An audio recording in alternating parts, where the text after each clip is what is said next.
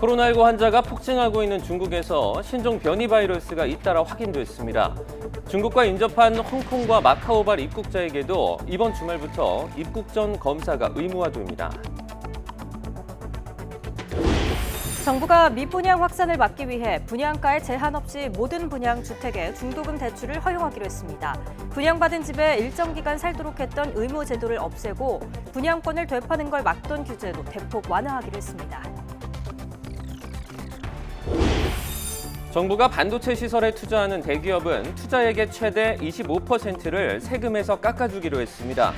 배터리와 백신, 디스플레이 산업에도 같은 수준으로 공제율 혜택을 적용하기로 했는데 시행하려면 국회에서 관련 법을 개정해야 합니다.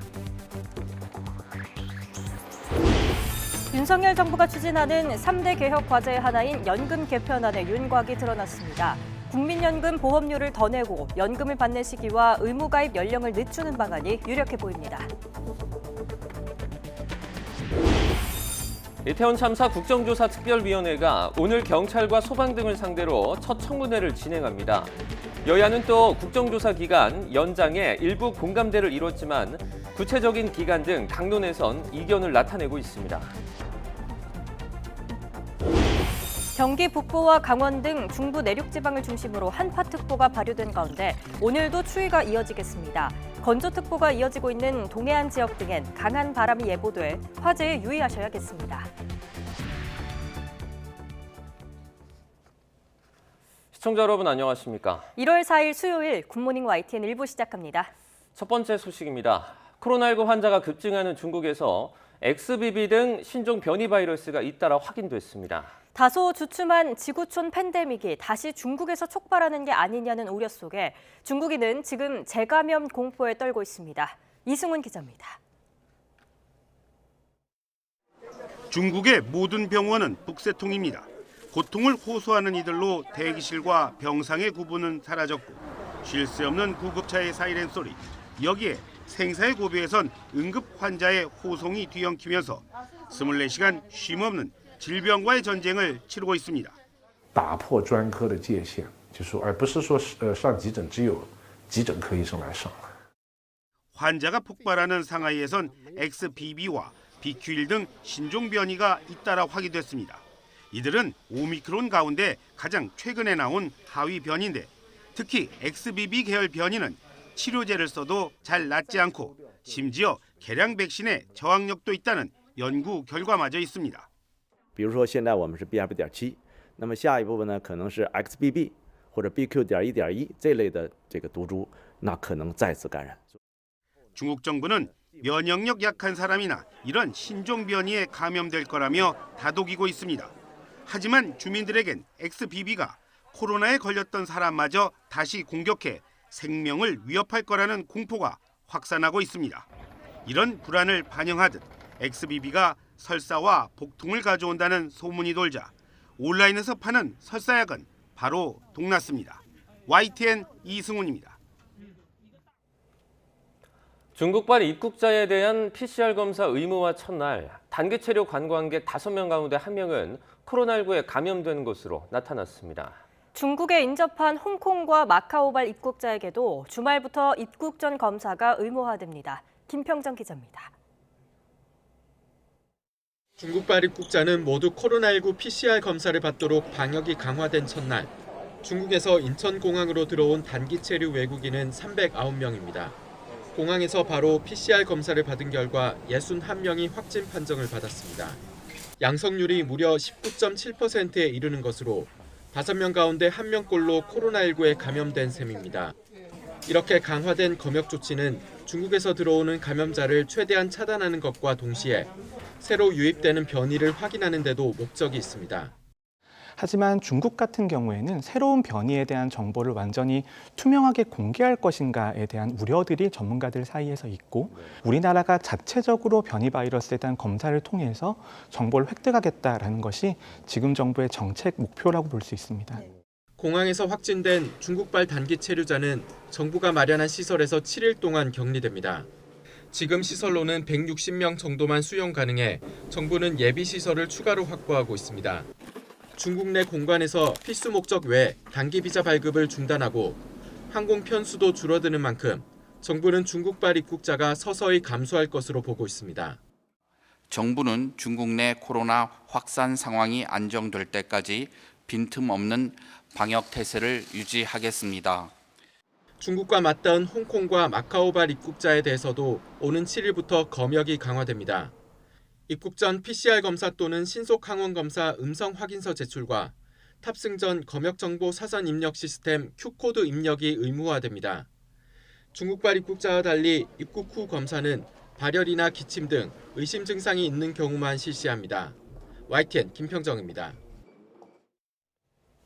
홍콩 정부가 홍콩을 거친 여행객을 대상으로 코로나19 검사를 의무화한 나라에 해당 조치를 취소해달라고 요청하는 서한을 보냈습니다. 에릭 찬 홍콩 정무부총리는 페이스북에서 지금의 불필요하고 부적절한 조치와 제한을 풀어달라면서 서한 발송 사실을 공개했습니다. 우리나라와 미국을 비롯한 일부 국가들이 중국발 입국 문턱을 높이자 중국 당국도 상응하는 조치를 취하겠다며 발끈하고 나섰습니다. 마오닝 중국 외교부 대변인은 정례 브리핑에서 방역 조치를 조작해 정치적인 농간을 부리거나 차별해서는 안 된다며 이같이 말했습니다. 이어 일부 국가가 중국만을 대상으로 입국 제한 조치를 취한 것은 과학적인 근거가 부족하고 일부 과도한 방법은 더욱 받아들일 수 없다고 강조했습니다. 유럽연합 EU가 중국발 입국자 폭증에 따른 코로나19 재확산을 막기 위해서 공동 방역을 강화하기로 의견을 모았습니다. EU 보건안전위원회는 현지 시간 3일 각국 보건당국자가 참석한 회의가 끝난 뒤 트위터를 통해 이같이 밝혔습니다. 스텔라 키리아키데스 EU 보건담당 집행위원은 회의에서 중국 여행객 대상 출국 전 코로나19 검사, 폐수 모니터링 강화, EU 영내 감시 강화 등 3가지 방안이 중점 논의됐다고 설명했습니다.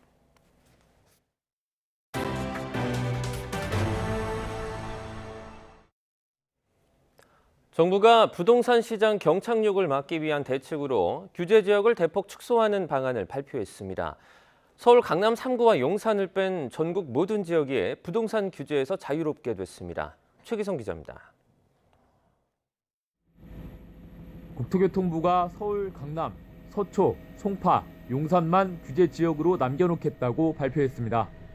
서울 21개 구와 경기도 과천, 성남 수정구와 분당구, 하남 광명을 투기 과열지구와 조정 대상 지역에서 해제하는 겁니다.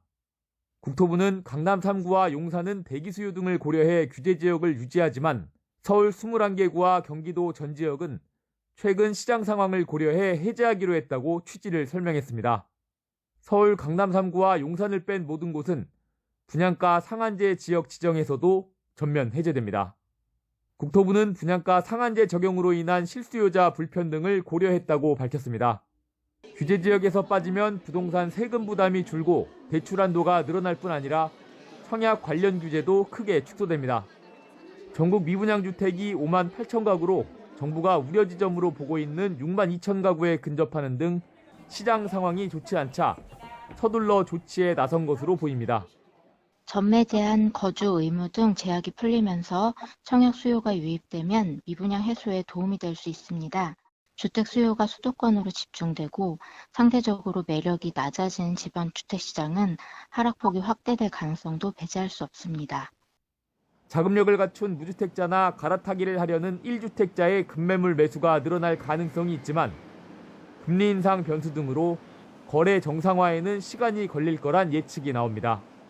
이번 규제 해제는 관복 해제가 완료되는 목요일 0시부터 효력이 발생합니다. YTN 최기성입니다.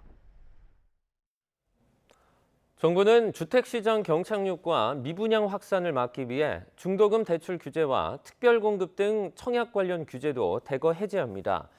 국토교통부는 현재 분양가 12억 원 이하만 가능한 중도금 대출 보증을 모든 분양주택으로 확대하고 1인당 5억 원까지로 제한을 했던 중도금 대출 한도 역시 폐지할 방침입니다.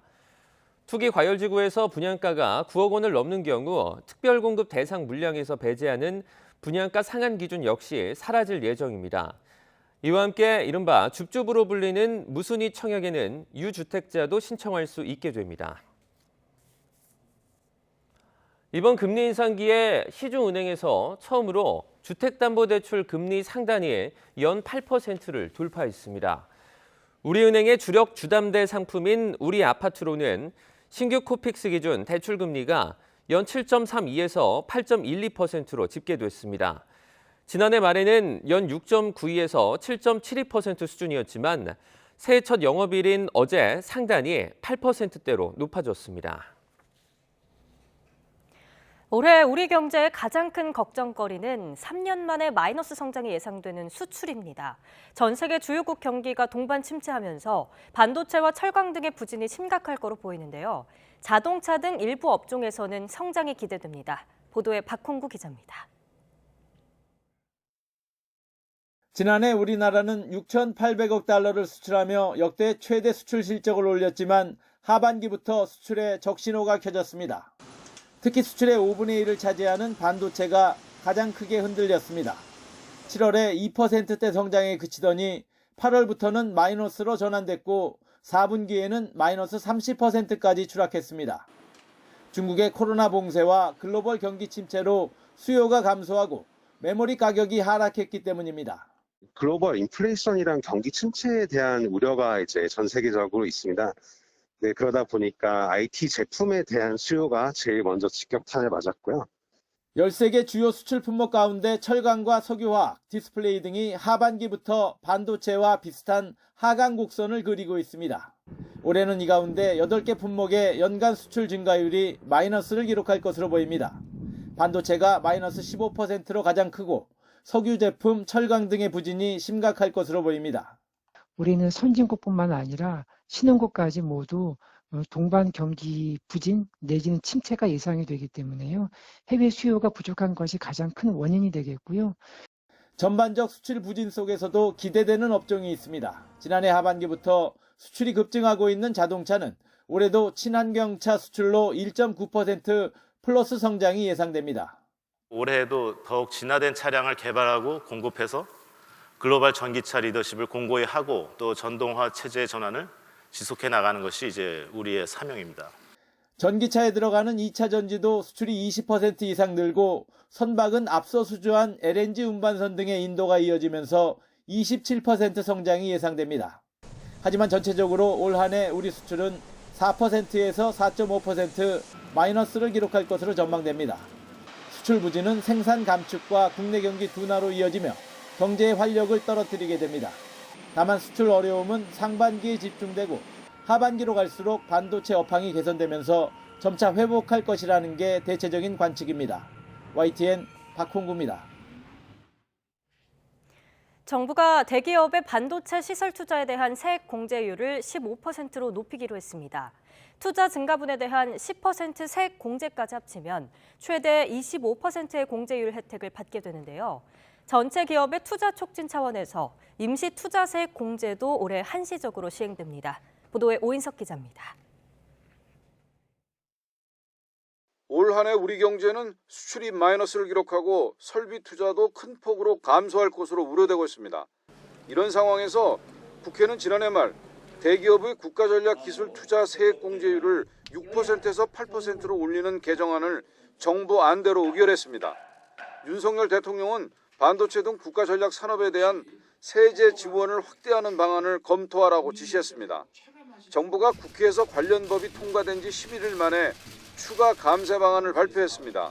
핵심 내용은 앞으로 반도체 산업시설에 투자하는 대기업과 중견기업은 투자액의 15%를 세금에서 감면해 주기로 했습니다. 공제율을 2배 가까이 상향한 겁니다. 중소기업은 공제율이 16%에서 25%로 올라갑니다. 투자 증가분에 대한 10% 추가 세액 공제까지 합치면 대기업은 최대 25%의 세액 공제를 받게 됩니다. A기업이 추가로 1조 원을 반도체 시설에 투자하면 최대 2,500억 원의 세금 감면 혜택을 받을 수 있습니다. 배터리와 백신, 디스플레이 산업에도 반도체와 같은 수준으로 공제율 혜택이 적용됩니다. 이러한 지원 방안을 통해 반도체 업계 등에 연간 3.6조 원 이상의 세부담 감소 혜택이 발생하게 될 전망입니다. 근본 조치가 우리 반도체 산업 등의 초격차 확보 및 제도약을 위한 마중물이 되기를 기대합니다. 임시투자 세액공제도 12년 만에 재도입됩니다. 투자 업종이나 목적과 상관없이 기업 투자에 일정 수준의 추가 세제 혜택을 주는 겁니다. 일반 시설 투자 세액공제율은 2%포인트씩 높아져 대기업은 3%, 중소기업은 12%가 적용됩니다. 신성장 원천기술은 대기업 6%, 중소기업은 18%로 공제율이 상향 조정됩니다. YTN 오인성입니다. 윤석열 대통령이 신년사에서도 강조한 3대 개혁 가운데 하나인 연금개혁 논의의 방향이 윤곽을 드러냈습니다. 국민연금은 보험료를 더 내고 수급 개시 연령과 의무가입 연령을 늦추는 방안이 유력해 보입니다. 김경수 기자입니다. 국회 연금개혁특별위원회 소속 민간자문위원회가 연금개혁 논의의 큰 틀을 제시했습니다. 우선 국민연금은 기존 구조는 그대로 두되 보험료율과 소득대체율을 조정하는 모수개혁으로 방향을 잡았습니다. 많이 얘기되는 구조개혁과 모수개혁 중에 저희들의 방점은 모수개혁 쪽에 방점이 찍혀 있습니다. 구체적으로는 지금보다 더 내고 더 받거나 지금보다 더 내고 지금 수준으로 받는 두 가지 방안에 대해 추가 논의하기로 했습니다. 2033년까지 65세로 상향되는 국민연금 수급 개시 연령이나 현재 만 59세까지인 의무 가입 연령을 늦추는 것도 검토하기로 했습니다. 의무 가입 기간이 끝난 뒤 국민연금을 받기까지 소득 공백기가 생기는 문제 등을 개선하기 위해서입니다. 소득 하위 70% 노인에게 월 30만 원을 지급하는 기초연금을 40만 원으로 올리는 문제는 저소득층에 더 혜택이 돌아가도록 대상자 선정 기준을 다시 검토하기로 했습니다. 또 소득 보장 효과가 떨어지는 퇴직연금 제도를 손보고 개인연금과 주택연금, 농지연금을 활성화해야 한다는 의견도 나왔습니다. 퇴직연금은 높은 비용 부담, 평균 소득의 8.3%를 부담하고 있는데도 불구하고 국민연금으로 미흡한 노후소득 보장 기능을 제대로 보완하지 못하고 있는 상황입니다. 민간자문위 보고를 받은 국회 연금개혁특위는 연금개혁을 통한 노인 빈곤율 하향 목표치와 저출생 문제 대책 등도 함께 논의해달라고 당부했습니다. 국회 연금개혁특위는 민간자문위가 이달 말까지 연금개혁 초안을 보고하면 이후 이해 당사자와 일반 국민들을 대상으로 의견 수렴 절차를 밟을 계획입니다. YTN 김경수입니다. 1월 임시국회를 열지를 두고 여야의 정치적인 셈법이 엇갈리면서 좀처럼 실마리가 풀리지 않고 있습니다. 특히 주요 현안인 이태원 참사 국정조사 기간 연장을 두곤 일부 공감대를 이뤘지만 구체적인 기간 등 강론에선 진통이 계속되고 있습니다.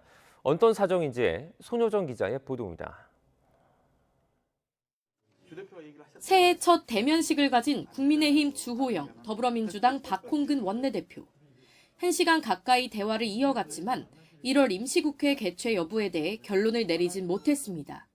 민주당이 우리 당과 합의 없이 법안을 처리하기 위한 임시국회라면 소집에 응할 수 없다. 1월 임시국회 논의도 좀 하고 계신 건가요? 합의가 안 됐어요. 네. 이번 주 안에 좀 열리게 될까요, 대표님? 좀 봅시다. 네, 상황은? 임시국회에서 다룰 안건이 대체 무엇이냐를 두고 의견이 첨예하게 엇갈렸습니다. 국민의힘은 당장 처리할 시급한 안건이 없는데도 무작정 임시회를 열자는 의도는 이재명 대표 검찰 수사를 막으려는 방탄용이라면서 사안별 대응을 강조했습니다. 새해에도 민주당은 오로지 정부 발목 잡기와 이재명 대표를 지키기 위한 방탄 의원단 역할에만 민주당은 각종 민생 법안과 해를 넘긴 일몰 법안 등 산적한 현안을 외면한 채 국회를 방탄으로 둔갑시키는 국민의힘이야말로 여당 자격이 없다고 맞받았습니다. 민생 경제가 어려울수록 야당과 협치를 통해 전국을 풀어나가야 할 책임이 정부 여당에 있습니다. 이태원 참사 국정조사 특위 활동 기간은 일정 부분 연장하기로 공감대를 이뤘지만 여전히 뇌관은 남았습니다. 민주당은 유가족 등이 참석하는 추가 청문회 일정을 고려하면 최소 열흘은 연장해야 한다고 주장했고 유족들도 이에 찬성 입장을 분명히 했습니다. 정해진 기간을 국회에서 다른 이유로 해서 다 까먹어버렸지 않습니까? 그 까먹은 기간만큼 채워서 하는 게 당연한 건데 왜 그걸 논의를 하는지 저는. 반면 국민의힘은 보고서 작성 등을 위한 특위 연장 필요성엔 동의하지만 구체적인 증인, 추가 청문회 개최 여부 등은 내부 논의를 거쳐야 한다고 맞섰습니다. 보고서 채택이나 이런 걸 위해서 기간이 연장될 필요성은 있지만은 3차 청문회 정인 채택을 둘러싸고 여러 가지 논란이 있어서 세부 강론을 두고 기싸움이 가열되면서 국정조사 기간 연장이 무산될 가능성도 배제할 수 없습니다. 무엇 하나 처리하기 순탄치 않은 냉랭한 정국이 계속되면서 1월 임시국회를 연다 하더라도 과연 결과물이 있을까 하는 의구심도 점점 커지고 있습니다. YTN 손효정입니다. 건조한 날씨에 전국 곳곳에서 화재가 잇따랐습니다. 고속도로에서 달리던 차량에서 난 불이 도로 옆 방음벽에 옮겨붙는 사고도 있었는데요. 밤사이 사건 사고 소식 박정현 기자입니다. 고속도로 갓길에 설치된 방음벽 위로 시뻘건 불길이 펄펄 치솟습니다. 불이 시작된 건 어젯밤 9시 40분쯤 중부 내륙 고속도로 성선화들목 부근을 달리던 SUV 차량. 차량에서 나는 연기를 본 운전자는 재빨리 갓길에 차를 세우고 대피했지만 불은 이내 도로 옆 방음벽으로 옮겨 붙으며 급속히 커졌고 방음벽 7칸을 태운 뒤에야 꺼졌습니다. 형태를 알아보기 힘들 정도로 승용차가 새까맣게 탔습니다. 경남 창원시 마산 하포구 남해안대로에서 불이 난 건 어젯밤 9시쯤. 차량 고장으로 잠시 갓길에 정차한 승용차를 택배 차량이 들이받으며 불이 난 겁니다. 불은 20여 분 만에 꺼졌지만 차 옆에서 전화통화를 하던 외국인 여성 한 명이 다쳐 병원에 옮겨졌고 차량도 완전히 불탔습니다. 어젯밤 11시 40분쯤 경남 양산시 교동유상공단에 있는 도금공장에서 불이 났습니다. 화재 당시 공장 안에 사람이 없어 인명피해는 없었고 불은 공장 외벽 등을 태운 뒤 1시간 10여 분 만에 꺼졌습니다. 어제 저녁 7시 50분쯤 전남 장성군 3대면에 있는 주택에서도 불이 났는데 안에 살고 있던 외국인 노동자 3명이 모두 대피해 다친 사람은 없었습니다. YTN 박정현입니다.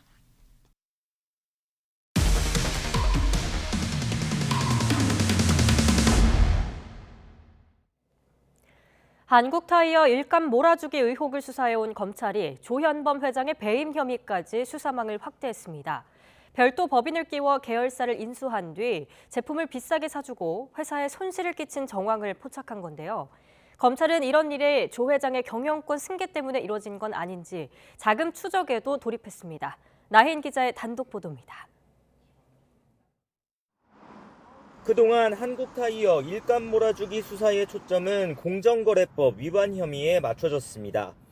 한국타이어가 계열사 프리시전웍스의 타이어 제조 설비를 경쟁사보다 비싸게 사주는 이른바 신단가 정책을 써 이익을 몰아줬다는 겁니다.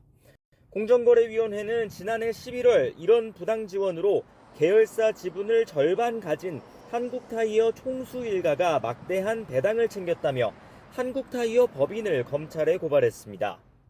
MKT의 매출이익률은 42.2%에 달하는데 이는 주요 경쟁사 대비 약 12.2%포인트 정도 높은 수준이었습니다. 전방위 압수수색에 이어 지난해 말 조현범 회장을 참고인 신분으로 조사한 검찰은 공정거래법 위반죄는 물론 배임죄까지 추가로 물을 수 있을지 검토하는 것으로 확인됐습니다. 특히 한국타이어가 2011년 문제가 된 계열사를 인수할 때부터 굳이 별도 법인 MKT홀딩스를 세워 총수일가 지분을 끼워 넣은 과정에 주목하고 있습니다. 한국타이어가 100% 자회사로 두고 거래했다면 고스란히 이익을 가져갈 수 있었는데 총수일가와 지분을 나눠 결과적으로 회사는 손해를 봤기 때문입니다. 한국타이어 노조 역시 조 회장을 배임 혐의로 추가 고발했습니다.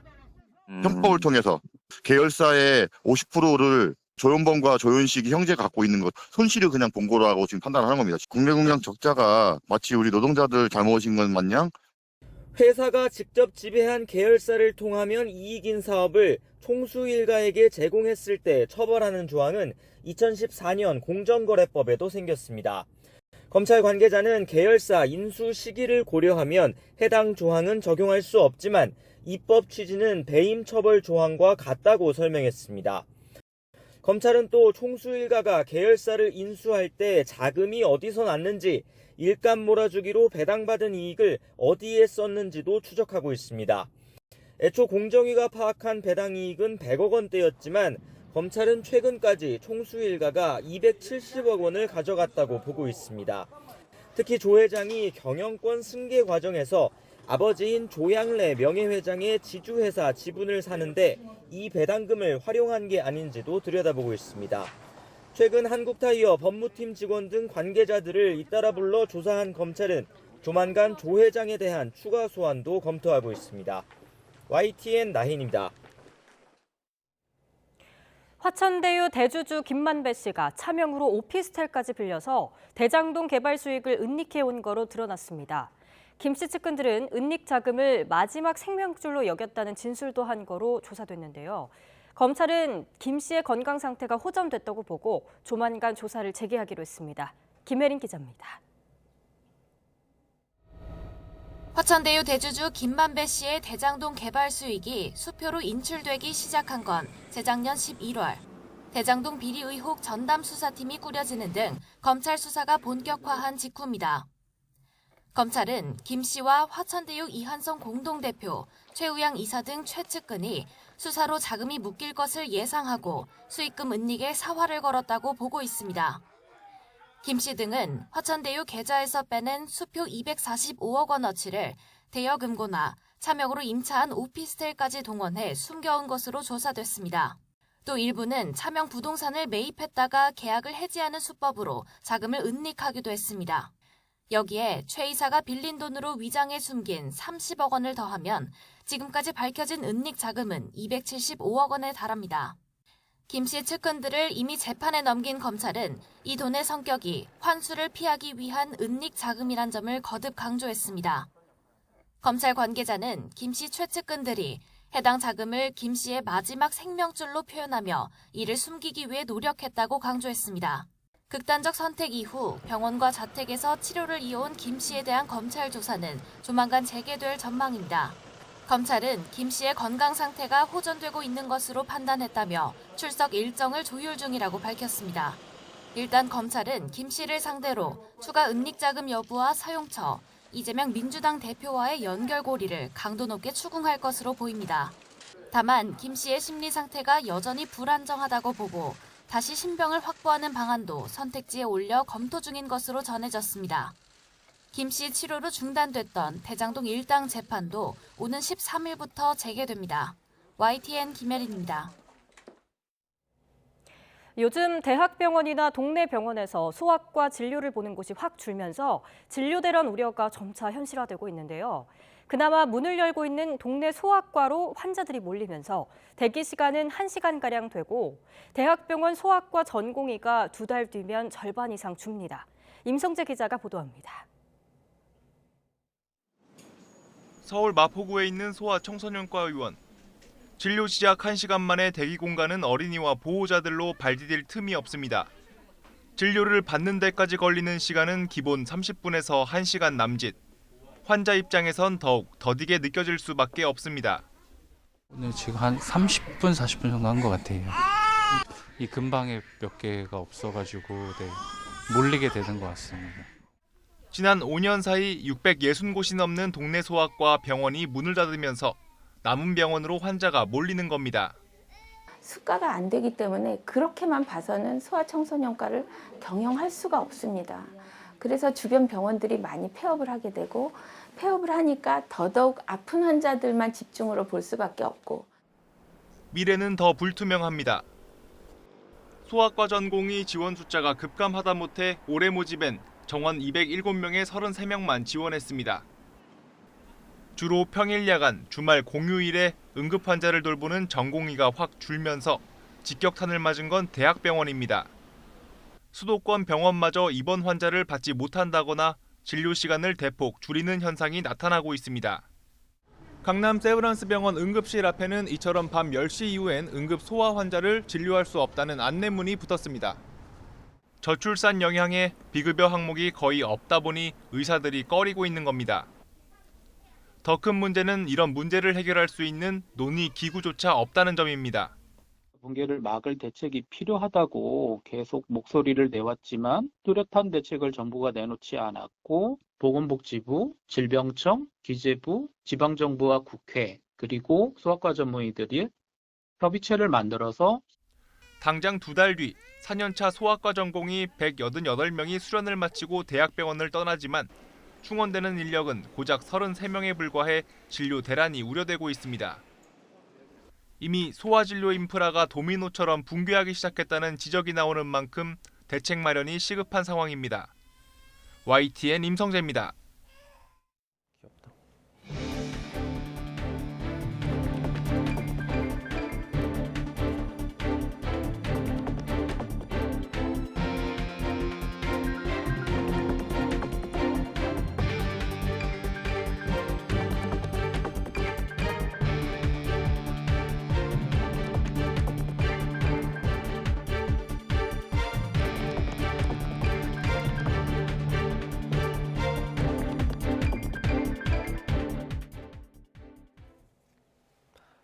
정부가 미분양 확산을 막기 위해 모든 분양주택에 중도금 대출을 허용하고 실거주 의무도 없앴습니다. 국토교통부가 어제 대통령 업무보고에서 이 같은 내용의 부동산 규제 완화 방안을 발표했는데요. 함께 보겠습니다. 지난해 11월 기준 전국 미분양 아파트는 6만 가구에 육박했습니다. 전달보다 23%나 급증한 규모인데 속도도 빠르고 통상 정부가 위험선으로 판단을 하는 6만 2천 가구 수준에 바짝 다가갔습니다. 미분양 물량이 급증하면서 부동산 시장 침체 우려가 커지자 정부가 각종 부동산 규제를 대거 풀기로 했습니다. 먼저 분양가 12억 원 이하만 가능했던 중도금 대출 보증을 모든 분양주택으로 확대할 방침입니다. 이렇게 되면 서울 강남권의 고가 아파트를 분양받아도 중도금 대출을 받을 수 있게 됩니다. 분양받은 사람들이 일정 기간 반드시 해당 집에 살아야 했던 실거주 의무도 폐지됩니다. 거주 의무가 사라지면 입주 즉시 전세를 놔 세입자를 받을 수 있습니다. 분양권을 되파는 걸 막는 전매 제한 기간도 줄어듭니다. 수도권은 기존 최대 10년에서 3년으로, 지방은 최대 4년에서 1년으로 단축됩니다. 오늘 강남 3구 및 용산을 제외한 부분에 대한 거래 규제를 전격적으로 해제를 했습니다마는 이는 과거의 비정상적인 시기에 규제를 정상화하는 차원이지 이로 인한 부동산 가격의 다시 급등이라든지 투기의 발호 등에 대해서는 이를 막을 수 있는 장치도 저희들이 정상적으로 가동을 할 것입니다. 이로써 서울 강남 3구와 용산을 뺀 전국 모든 지역이 각종 부동산 규제에서 자유롭게 됐습니다. 정부는 바뀐 규정을 과거 분양단지까지 소급 적용한다는 방침인데 전매 제한은 시행령 개정으로 바로 적용할 수 있지만 실거주 의무 폐지는 국회 입법 과정을 거쳐야 합니다. 윤석열 대통령의 미국 핵전력 공동기획연습 논의 발언에 대해서 조 바이든 미국 대통령이 부인을 하는 듯 대답해 논란이 됐습니다. 한미가 북핵 대응 입장차를 보인 것 아니냐는 해석에 양국은 용어 혼선이 빚은 해프닝이라며 급히 진화에 나섰습니다. 박석영 기자입니다. 휴가를 마치고 백악관으로 향하다가 기자들과 만난 조 바이든 미국 대통령. 공동 핵연습을 한국과 논의하고 있느냐는 로이터 통신 기자의 질문에 그렇지 않다고 짧게 답했습니다.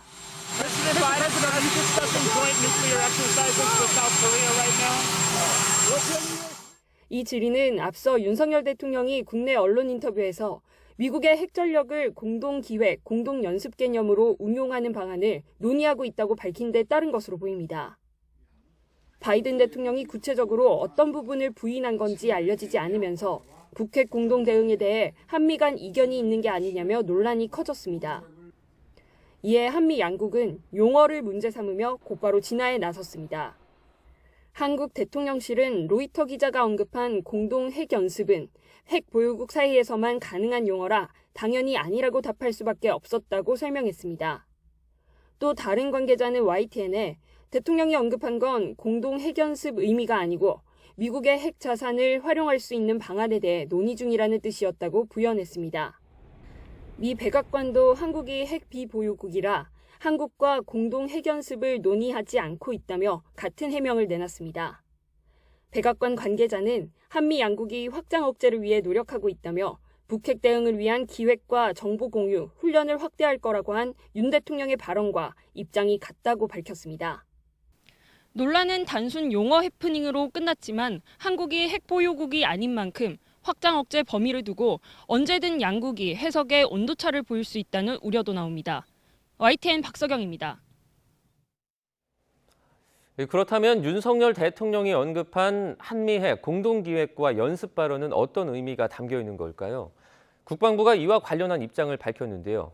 지난해 합의한 한미안보협의회에 포함된 내용이고 지금도 대북 확장 억제를 발전시키기 위한 다양한 방안을 협의하고 있다고 밝혔습니다. 신준명 기자입니다. 지난해 11월 개최된 한미안보협의회의 SCM에서 양국 국방장관은 고도화하는 북핵에 맞서 동맹의 능력과 정보 공유, 협의 절차, 공동기획과 실행 등을 더욱 강화해 나간다고 합의했습니다. 윤석열 대통령이 언급한 한미 핵 공동기획과 공동연습도 지난번 SCM에서 합의한 내용에 포함된 거라는 게 국방부의 설명입니다. 저희가 그동안 말씀드려왔던 같은 맥락이라고 생각합니다. 한미는 작년 11월 제54차 SCM에서 공동기획 및 공동실행 등 확장 억제 분야별 협력을 강화해 나가기로 합의한 바 있습니다. 공동기획이란 미국이 한반도에서 전략자산 운용작전을 수립할 때 기획 단계에서부터 한국이 참여한다는 의미입니다.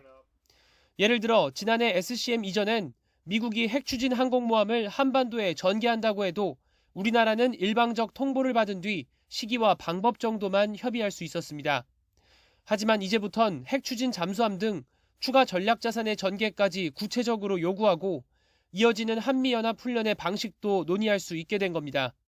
미국의 핵전략 폭격기가 오면 우리가 공주에서 엄호하면서 같이 지원하는 공주 전력을 지원해주는 그런 개념으로 지금은 이루어지고 있는데 그걸 좀 더 발전시키겠다는 게 현 정부의 정책인 것 같습니다. 군 관계자는 미국의 한반도 핵 정책과 전략자산 운용에 한국의 목소리 반영 비중이 커지게 된 것이라고 의의를 설명했습니다.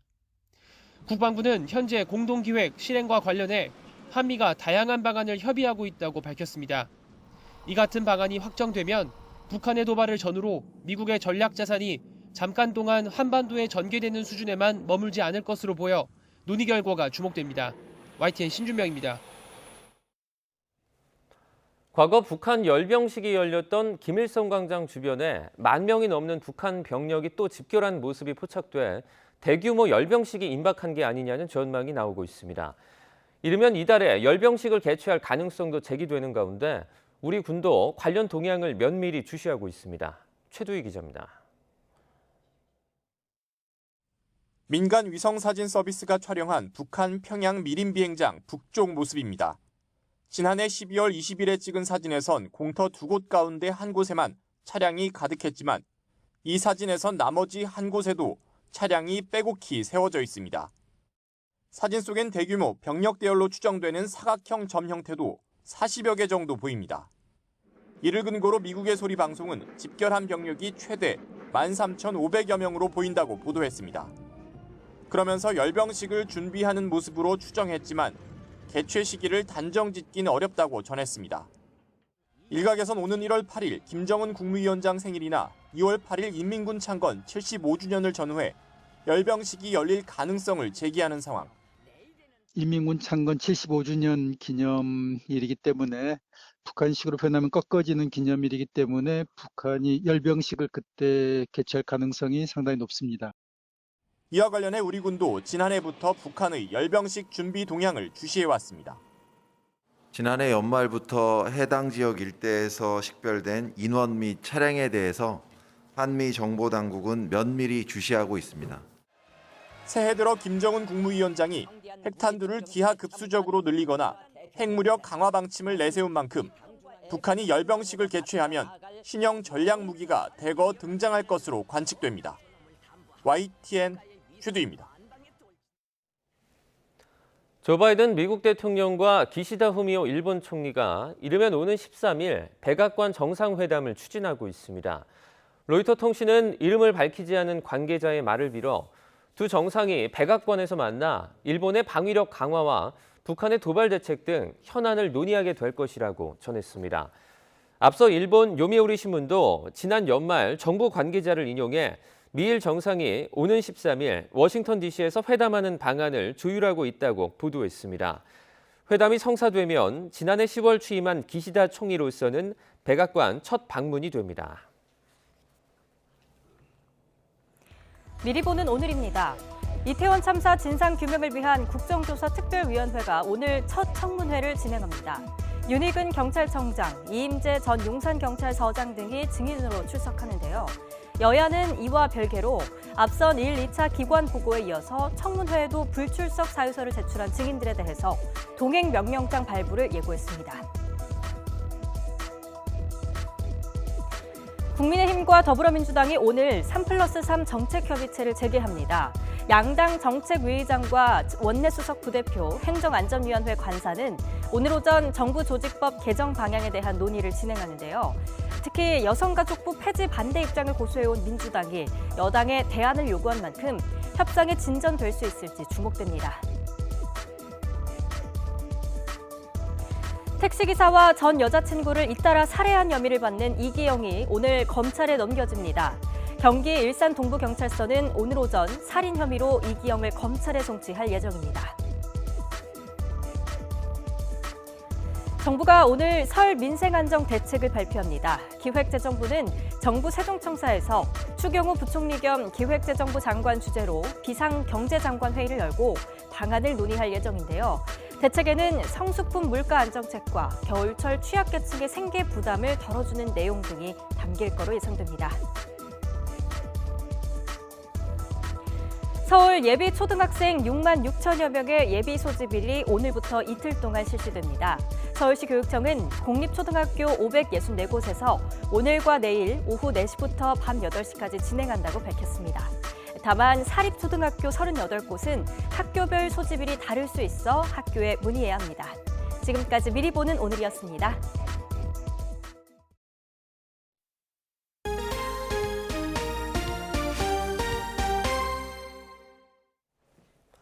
물리적인 충돌은 없지만 교통사고를 유발하고 도주하는 행위를 비접촉 뺑소니라고 하는데요. 일반 뺑소니보다 가해 운전자의 사고 인지 여부를 입증하기 어려운 만큼 운전자들의 주의가 필요합니다. 안동준 기자의 보도입니다. 오토바이 한 대가 도로를 달립니다. 그런데 갓길에 정차하고 있던 승용차 한 대가 갑자기 방향지시 등도 켜지 않은 채 차선으로 진입합니다. 오토바이 운전자는 핸들을 틀며 브레이크를 밟아 겨우 충돌을 피했지만 그대로 도로 위에 넘어집니다. 갓길에서 나오던 차량은 사고에도 아랑곳하지 않고 유유히 갈 길을 갑니다. 오토바이 운전자는 경기 부천시에서 카페를 운영하면서 밤에는 배달 대행일을 하던 30대 자영업자 김종민 씨. 뒤따라오던 택시기사 도움을 받아 병원으로 이송됐지만 다리가 부러져 전치 6주 진단을 받았습니다. 마음이 속상하죠. 제가 전업으로 하는 게 아니고 한두 시간 조금 더 해서 몇만 원, 1, 2만 원, 많게는 3, 4만 원 그거 벌려고 한 건데 오히려 300만 원, 400만 원이 지금 나가게 생겼고 직접적인 접촉이 없더라도 사고를 유발한 것을 알면서 도망쳤다면 뺑소니에 해당합니다. 주변에 있던 시민들이 곧바로 경찰에 신고했지만 인근에 있던 CCTV는 고장나 작동하지 않고 있었습니다. 결국 가해 차량을 특정하지 못해 수사는 제자리 걸음을 반복하고 있습니다. 비접촉 뺑소니다 보니까 더군다나 그거를 잡지도 못하는 상황이라고 해서 제가 그 피해를 고스란히 다 안아야 되는 입장이 굉장히 좀 많이 부담스럽죠. 뺑소니는 가해 차량 운전자가 사고를 인지하고도 도주했는지를 입증하는 것이 핵심입니다. 그만큼 물리적 충격이 없는 비접촉 뺑소니는 입증이 더 어렵고 김 씨처럼 가해 차량이 특정되지 않는다면 수사 자체도 쉽지 않습니다.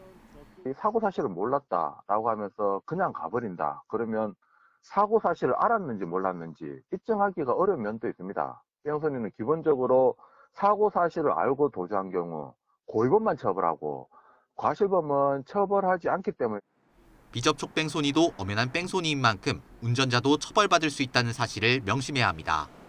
또 가해 차량을 특정하지 못해도 의무보험에 가입했다면 치료비를 보상받을 수 있다는 사실도 알아두면 좋습니다.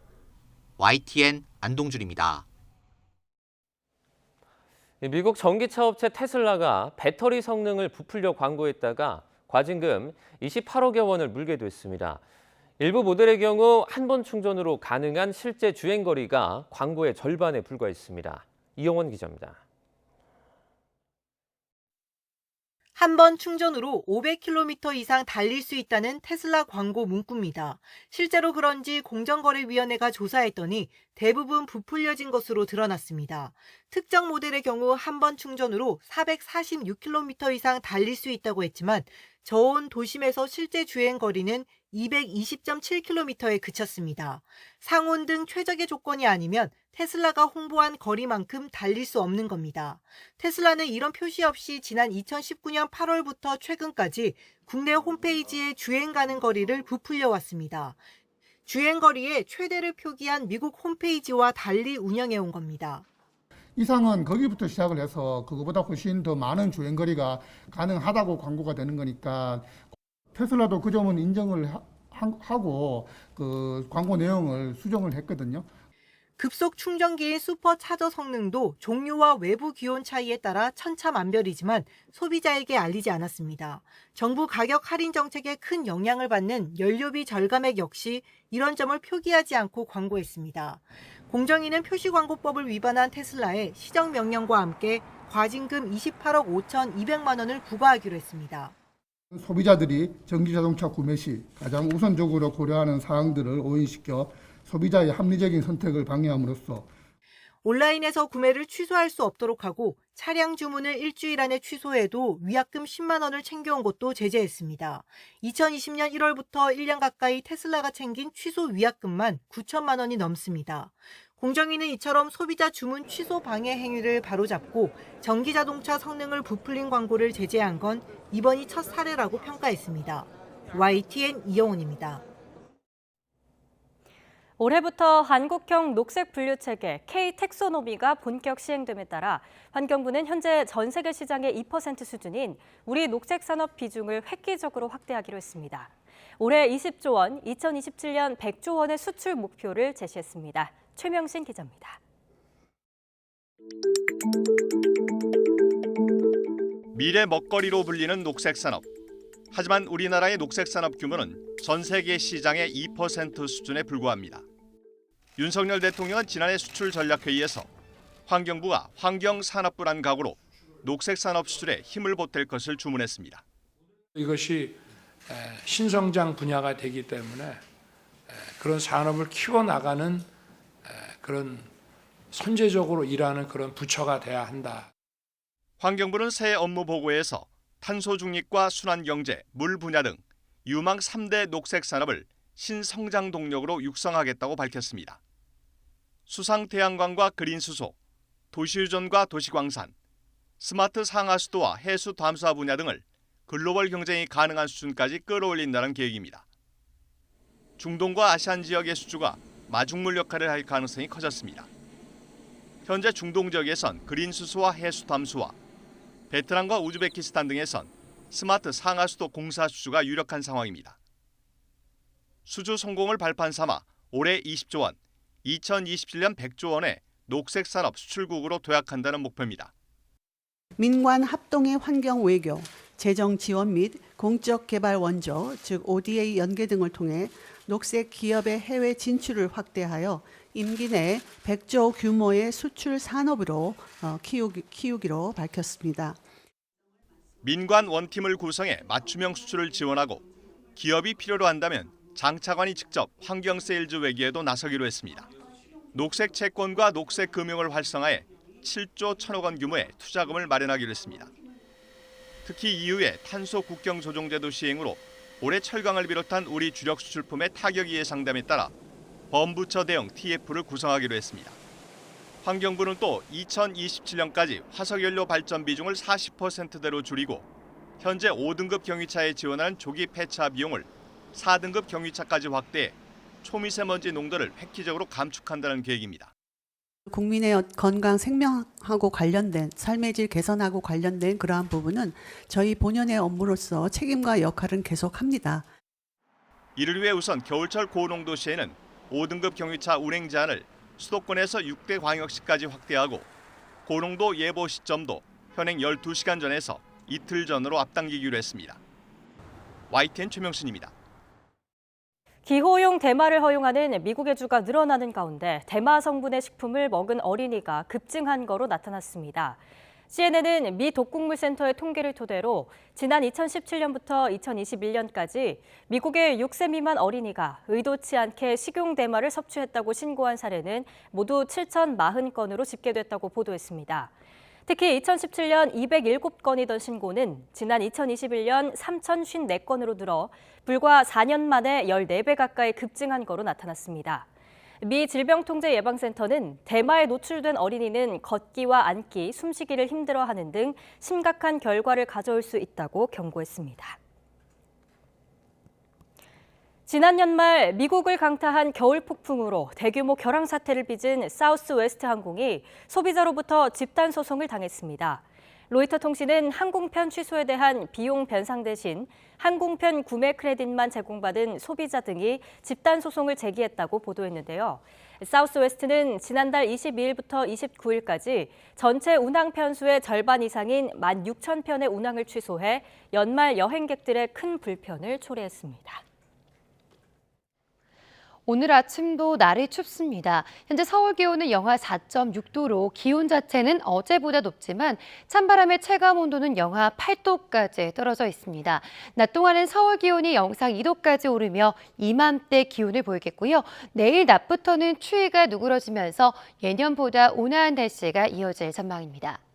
오늘도 전국이 대체로 맑겠지만 새벽까지 서해안을 중심으로 눈이 날리는 곳이 있겠습니다. 맑은 날씨 속에 대기의 건조함은 무척 심해지고 있는데요. 동해안 대부분 지역에 건조 경보가 내려졌고 오늘은 바람도 강하게 불겠습니다. 불씨 관리 철저하게 해주시기 바랍니다. 오늘 아침 기온은 어제보다는 조금 높지만 여전히 예년 기온을 1에서 2도가량 밑돌고 있습니다. 현재 철원은 영하 16.8도, 서울 영하 4.6도, 대전은 영하 5.9도를 보이고 있습니다. 낮 기온은 예년과 비슷하거나 조금 낮겠는데요. 서울 낮 기온 2도, 대전 5도, 대구는 6도로 예상됩니다. 추위는 점차 풀리겠지만 또다시 미세먼지가 말썽을 부리겠습니다. 오늘 밤사이 중국발 스모그가 유입되면서 내일부터 서쪽 지방의 대기질이 탁해지겠습니다. 금요일과 토요일 사이에는 전국에 비나 눈이 내릴 전망입니다. 날씨였습니다. 수요일 굿모닝 YTN 1부는 여기까지입니다. 잠시 후 2부가 방송됩니다. 시청해주신 여러분 고맙습니다.